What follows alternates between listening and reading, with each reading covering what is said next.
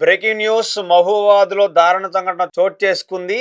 రామన్న, స్వప్న 15 ఏళ్ల క్రితం పెళ్లి చేసుకున్నారు. కేవలం వరకట్న వేధింపులతో స్వప్నని అతి దారుణంగా కొట్టి చంపేశారు. మరి దీన్ని ఆత్మహత్య ప్రయత్నం గూడా చేయడానికి ప్రయత్నించారు. అత్తమామ, బాబాయి, అత్తమామ, మరిది, తర్వాత తను చేసుకున్న భర్త లవ్ మ్యారేజ్ చేసుకున్నారు వీళ్ళిద్దరూ. చిత్రీకరించడానికి ప్రయత్నించారు. పురుగుల మందు తాపించే ప్రయత్నం జరిగింది. అసలు పూర్తి వివరాలు తెలుసుకుందాం. అసలు మనం మా ప్రతినిధి పవన్ ఉన్నాడు. పవన్ చెప్పండి అసలు ఏం జరిగింది? ఏంటి మహబూబాబాద్‌లో స్వప్నాని ఎందుకు అతి దారుణంగా కొట్టి చంపేశారు? రైట్ వంశీ అయితే మనం గత కొంతకాలంగా చూస్తున్నాం. అంటే తరచుగా ఇట్లాంటి వివాదాలు అంటే భార్యాభర్తల మధ్య గొడవలు సహజంగానే జరుగుతూ ఉంటాయి. అయితే ఇంకా ఇది అతిక్రమించి కూడా కొంతవరకు డైరెక్ట్ హత్యలు లేకపోతే వాళ్ళని కాల్చి చంపడం లేక వివిధ రకాలుగా మనం ఇట్లాంటివి చూస్తూ ఉన్నాం. అంటే కొంతవరకు భార్యాభర్తల మధ్య ఏమన్నా ఇట్లా చిన్న చిన్న గొడవలైనప్పుడు సహజంగా భర్త ఆత్మహత్య చేసుకోవడం లేకపోతే భార్య తట్టుకోలేక ఆ మనస్సాక్షి చంపుకొని మరి ఆత్మహత్య చేసుకోవడం ఇట్లాంటి సంఘటనలు మనం చూస్తూనే ఉంటాం. కానీ ఇక్కడ మహబూబాద్ లో మాత్రం ఎవరైతే వీళ్ళిద్దరికి దాదాపు పెళ్ళైన అంటే 20 సంవత్సరాలు పెళ్ళైంది. సో అప్పుడు కూడా అంటే గత కొంతకాలం నుంచి వీళ్ళిద్దరి మధ్య కాస్త గొడవల నేపథ్యంలో కూడా కొంతవరకు కుటుంబ సభ్యులు సర్దిపుచ్చే ప్రయత్నం చేస్తారు. కానీ ఇక్కడ కూడా ఈ గొడవలు అనేది ఇంకా మించిపోయినాయి. అంటే ఇంకా మించిపోయి ఆ చిన్న చిన్న ఇష్యూ దగ్గర కూడా పెద్ద ఎత్తున గొడవ పడడం, కొట్టుకోవడం, లేకపోతే భర్త భార్యని కొట్టడం, అంటే చిన్న పిల్ల ఉందని కూడా చూడకుండా సో రకరకాలుగా ఏదైతే మెయిన్ గా అంటే ప్రధానంగా ఈ ఆర్థికంగా వేధించడం కూడా భర్త చేయడం జరుగుతుంది. అంటే పుట్టింటి నుంచి డబ్బు కావచ్చు, నగలు లేకపోతే ఇతర వస్తువులను ఖచ్చితంగా తీసుకురావాలి. అంటే వరకట్న వేధింపులు కూడా ఎక్కువైపోవడం వల్ల సో తను తట్టుకోలేక వాళ్ళ ఫ్యామిలీకి చెప్పడం, అక్కడక్కడ ఇంకా చిన్న ఇష్యూస్ రేజ్ అవ్వడం, సో భర్త తరచుగా కొడుతుండడం కూడా జరుగుతున్నాయి. సో ఒక్కసారిగా ఈ గొడవ అనేది పెద్ద ఎత్తున జరిగి భర్తతో పాటు వాళ్ళ తమ్ముడైన ఆ మరిది లేకపోతే వాళ్ళ అమ్మగారైన అత్తమ్మ ఏవైతే ఆ వ్యక్తికి అత్తయ్యగా ఉన్న వీళ్ళు ముగ్గురు కలిసి కొట్టడం జరిగింది. అంటే ఆ సిచ్యువేషన్ లో తను ఆ కొట్టి వాళ్ళ ముగ్గురు కలిసి కొట్టడం ద్వారా ఆమె అక్కడ కుసటకి పడిపోయింది అనుకుని చెప్పేసి వీళ్ళు హాస్పిటల్ తీసుకెళ్లడం జరిగింది. సో తీసుకెళ్లిన తర్వాత డాక్టర్ పూర్తి స్థాయిలో నిర్ధారించిండు. అంటే కుటుంబ సభ్యులు ఏమనుకున్నారంటే రెగ్యులర్ గా నేను పూర్తి స్పృహ తప్పి పడిపోయింది కదా, డాక్టర్ దగ్గరికి వెళ్ళి ట్రీట్మెంట్ కావచ్చు ఇప్పుడు మెడిసిన్ ఇస్తే మళ్ళీ కోలుకుంటారనే నేపథ్యంలో కూడా డాక్టర్ దగ్గరికి వెళ్ళడం జరిగింది. అంటే వెళ్తున్న క్రమంలోనే అంటే వాళ్ళకు దాడి చేసిన దాంట్లో వెళ్తున్న క్రమంలో పూర్తి స్థాయిలో తను మరణించినట్టు కూడా అక్కడున్న డాక్టర్ అటు ధృవీకరించడం జరిగింది. సో దాంతో ఒక్కసారిగా వీళ్ళు భయాందోళనకు గురై అంటే ప్రస్తుతం మనం హత్య చేసినట్టు అవుతుంది, దీన్ని మనం ఆత్మహత్యగా చిత్రీకరించాలనే నేపథ్యంలో కూడా మళ్ళీ వాళ్ళ ఇంటికి తీసుకురావడం, అక్కడ అంటే ఏదైతే మన సినిమాలో ఒక ప్రీ ప్లాన్డ్ గా అంటే మనం దీన్ని ఏ విధంగా ఆత్మహత్యగా చిత్రీకరించారనే నేపథ్యంలో కూడా అక్కడ ఉన్న పల్లెటూరులో ఎక్కువ పొలాలకు కొట్టే పురుగుల మంది ఇట్లాంటివి అవైలబుల్ గా ఉంటాయి కాబట్టి అది పురుగుల మందు తాగించి సో కాస్త ఆ ప్రీ ప్లాన్డ్ ఆత్మహత్యగా వాళ్ళు సృష్టించే ప్రయత్నం చేసి వాళ్ళకి రైట్. పోలీసులు ఇప్పుడు వాళ్ళని అదుపులో తీసుకున్నట్టు తెలుస్తుందా? అక్కడున్న కుటుంబ సభ్యులు కానీ, అక్కడున్న గ్రామ వ్యక్తులు ఏం మాట్లాడుతున్నారు స్థానికులు?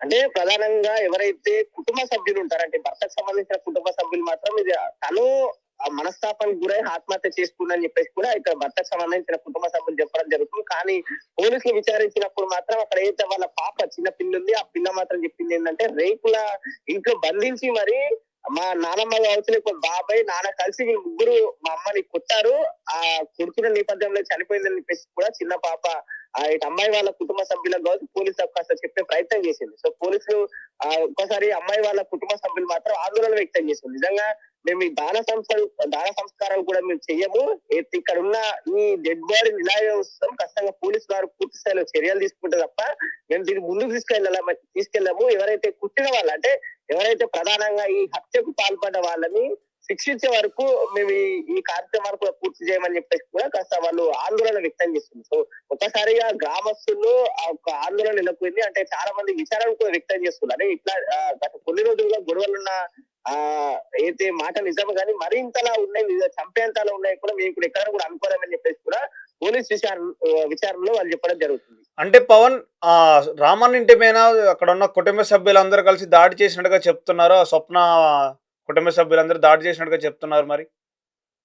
అంటే ఎప్పుడైతే ఆ ఆడపిల్ల బంధువులు ఎవరైతున్నారో అంటే భార్య పిల్ల బంధువులు ఎవరైతున్నారో ఆ అమ్మాయి చనిపోయింది అనే నేపథ్యంలో కూడా కాసేపు నిజంగా సరే ఆత్మహత్య చేసుకున్నారనే నేపథ్యంలో కూడా చాలా వరకు సైలెంట్ ఉన్నారు. ఒక్కసారిగా ఈ పోలీసు విచారణ చేపట్టిన తర్వాత ఇది ఆత్మహత్య కాదు, ఖచ్చితంగా ఇది హత్యే, ఎప్పుడైతే వీళ్ళు ఆ గుద్దు వాళ్ళు కొట్టిన ఆ దెబ్బలతో ఇక్కడ చనిపోయింది. దీన్ని ఆత్మహత్యగా చిత్రీకరించే ప్రయత్నం చేస్తున్న నేపథ్యంలో కూడా అటు అమ్మాయి వాళ్ళ బంధువులకు అమ్మ నాన్నలకు తెలవడం దాంతో ఒక్కసారిగా ఆ గ్రామంలో ఆందోళన వాతావరణం కూడా నెలకొంది. అంటే వాళ్ళ ఆవేశం ఆపుకోలేక ఒక్కసారిగా వీళ్ళ ఇంటి మీద దాడి చేయడం, దాంతో పాటు ఎవరైతే అటాక్ చేసిన వాళ్ళు ఉంటారో వాళ్ళ భార్య పైన భర్త కావచ్చు వాళ్ళ మరిది వాళ్ళ అత్తయ్య వాళ్ళు పూర్తి స్థాయిలో దాడి చేయడం వల్ల అప్స్కాండ్ అయిపోవడం కూడా ప్రస్తుతం జరిగింది. అంటే వాళ్ళు ఎప్పుడు కూడా ఊహించలేరు. నిజంగానే సాధారణంగా ఇంట్లో కుట్టాటలు జరుగుతాయి, కొడతాం, దాని తర్వాత మళ్ళీ నార్మల్ గా అయిపోతున్న నేపథ్యంలో కూడా వాళ్ళు కుట్టడం జరిగింది. అది కాస్త తీవ్ర స్థాయికి వెళ్ళిపోయి అమ్మాయి చనిపోవడం వల్ల అటు అమ్మాయి వాళ్ళ బంధువులు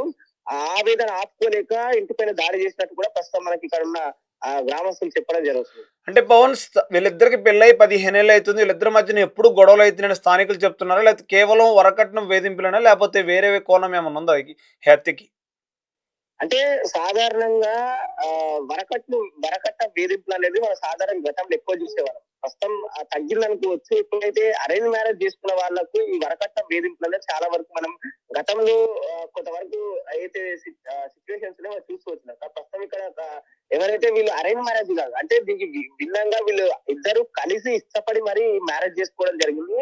సో మ్యారేజ్ చేసుకున్నప్పుడు కొంత మొదట 2-3 సంవత్సరాలు సాధారణ జీవితమే గడపారు. తర్వాత ఆర్థికంగా ఇబ్బంది రావడం వల్ల అంటే ఆ చుట్టుపక్కల వాళ్ళని చూస్తుంటాం కదా, అరేంజ్ మ్యారేజ్ అయినప్పుడు పలానా వాళ్ళు ఇంత కట్నం తీసుకొచ్చింది అంటే పలానా వాళ్ళు గిఫ్ట్స్ ఇచ్చిన నేపథ్యంలో కూడా ఇటు భర్త మాట్లాడడం, లేకపోతే అమ్మాయిని కాస్త ఈ విధంగా వేధించడం. అంటే నువ్వు నన్ను లవ్ మ్యారేజ్ చేసుకుని నువ్వేం తీసుకొచ్చిన వాళ్ళ నేపథ్యంలో కూడా గత 2-3 సంవత్సరాలు ఎప్పుడైతే పెళ్ళైనా 2-3 సంవత్సరాల తర్వాత కంటిన్యూగా టార్చర్ పెట్టడం, అప్పటికి అమ్మాయి కాస్త అంత కొంత సర్దుబాటు చేసినట్టు కూడా ప్రస్తుతం ఇక్కడ గ్రామస్తులు చెప్పడం జరుగుతుంది. అయితే ప్రధానంగా వీళ్ళు ఇష్టపడి లవ్ మ్యారేజ్ చేసుకున్నా సరే ఇక్కడ ఉన్న అమ్మాయికి కూడా ఏదైతే వరకట్నం వేధింపులు తప్పలేదు అని చెప్పేసి కూడా అక్కడ ఉన్న వాళ్ళు చెప్తున్నారు. కానీ ఈ 15 సంవత్సరాలలో మొదటి 2-3 సంవత్సరాలు తప్ప అప్పటి నుంచి కంటిన్యూగా వీళ్ళకు తరచూ గొడవలు అవుతూనే ఉన్నాయి. దాంట్లో భాగంగా ఈ గొడవలకు ఎవరైతే ఈ అబ్బాయి వాళ్ళ అమ్మ కూడా ప్రధానంగా సహకరిస్తుందని చెప్పేసి కూడా గ్రామస్తులు ప్రధానంగా చెప్పడం జరుగుతుంది. Thank you Pawan. సో విన్నారు కదా, ప్రేమ పెళ్లి చేసుకున్నా కూడా తప్పలేదు వరకట్నం వేధింపులు. ప్రేమగా పెళ్లి చేసుకున్నప్పుడు తల్లిదండ్రి కూతుర్ని ప్రేమించి పెళ్లి చేసుకున్నాడు కాబట్టి చాలా సంతోషంగా ఉంటుంది, హ్యాపీగా ఉంటుంది అనుకున్నారు తల్లిదండ్రి. అంటే పెళ్ళైన తర్వాత కూడా తనకి లవ్ మ్యారేజ్ చేసుకున్నా కూడా తనకి ఇవ్వాల్సిన కట్నము, తనకి ఇవ్వాల్సిన బంగారము ఇవన్నీ ఇవ్వడం జరిగిందని చెప్తున్నా. అక్కడ ఉన్న స్థానికులు కూడా ఇచ్చారని చెప్తున్నా. 3 పిల్లలు ఉన్నారు, 2 పాపలు, 1 బాబు ఉన్నాడుగా తెలుస్తుంది. ఆ దీక్షిత 4 ఏళ్ల పాప ఏం చెప్తుందో కూడా ఒకసారి మనం వినొచ్చు. అంటే వరకట్నం వేధింపులో ఇంకా జరుగుతున్నాయా, ఇంకా ఉన్నాయా అనే విధంగా జరుగుతుంది. అంటే మనం మాట్లాడుకుంటే పలానా హత్యలు, ఈ హత్య లేకపోతే ఆ హత్య లేకపోతే రకరకాలుగా హత్యలు జరుగుతూనే ఉన్నాయి. హత్యలు మటుకే కామన్గా మారుతున్నాయి. మరి ఇవన్నిటికీ చెక్ పెడతారు పోలీసులు. ఆ నిందితులను పట్టుకుంటారా లేదా మరి ప్రశ్నగా మారిపోయింది. దాని క్రిమిషన్ కూడా చేయను అంటే చెయ్యమని చెప్తున్నారు. అక్కడ పట్టుకునే వరకు, వాళ్ళకి శిక్ష పడే వరకు ఈ అమ్మాయి బాడీ ఎలానే ఉంటుందని అక్కడ ఉన్న కుటుంబ సభ్యులు చెప్పడం జరుగుతుంది. చూస్తూనే ఉండండి ఆంధ్రప్రభ.